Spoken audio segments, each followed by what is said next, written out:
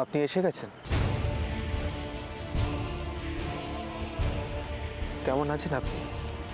আপনাকে আমি আগেও বলেছি আপনার পরিচয়টা আমি পেয়ে গেছি, সুতরাং তাও তাও ভদ্রতার খাতিরে জাস্ট জিজ্ঞেস করলাম। আপনার মতো একজন ফ্রড মানুষের সঙ্গে কথা বলার রুচির সময় কোনোটাই আমার নেই, তাই যেটা বলতে এসেছিলেন তাড়াতাড়ি বলুন।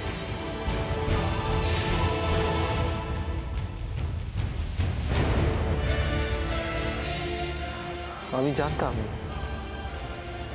জানতাম না আপনি আমাকে ক্ষমা করতে পারবেন না, তবু যে জ্বালায় আমি জ্বলছি, তিলে তিলে কষ্ট পাচ্ছি, সেটা যদি আমি আপনাকে বলতে না পারি কনক, আমি তো মরেও শান্তি পাবো না। মানেটা খুব পরিষ্কার।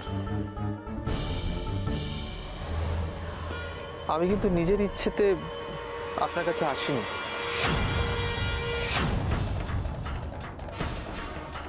জানি। আপনি জানেন কি করে?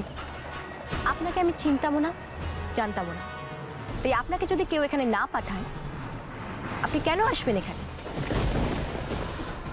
তা এটা যখন বুঝতে পেরেছেন, আসল জিনিসটা কি বুঝতে পেরেছেন যে কে আমাকে পাঠিয়েছে, কি অ্যাপয়েন্ট করেছে? কে?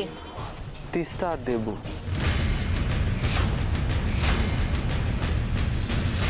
কিন্তু ওরা আপনাকে পাঠালো কেন?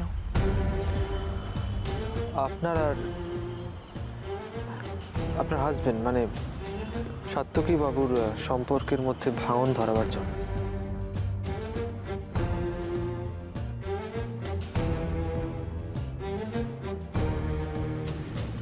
আপনি তো সেই কাজটা খুব ভালোভাবেই করেছিলেন, আমিও আপনাকে সম্পূর্ণ বিশ্বাস করেছিলাম, তাহলে চলে গেলেন কেন আপনি? ঠিক যে কারণে আমি আজ আপনার সামনে দাঁড়িয়ে আছি,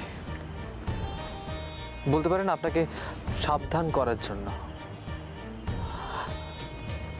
আপনি বিশ্বাস করবেন না, আমি বিবেক যন্ত্রণায় জ্বলে পুড়ে যাচ্ছি, শেষ হয়ে যাচ্ছি। দেখুন, একটা জিনিস আমি জানি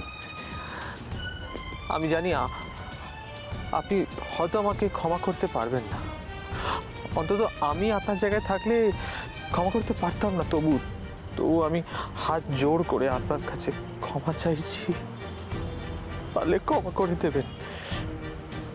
আরেকটা কথা, এই কাজ করতে আমি বাধ্য হয়েছি, যেটা আপনাকে জানানো দরকার, আর সেটা আমি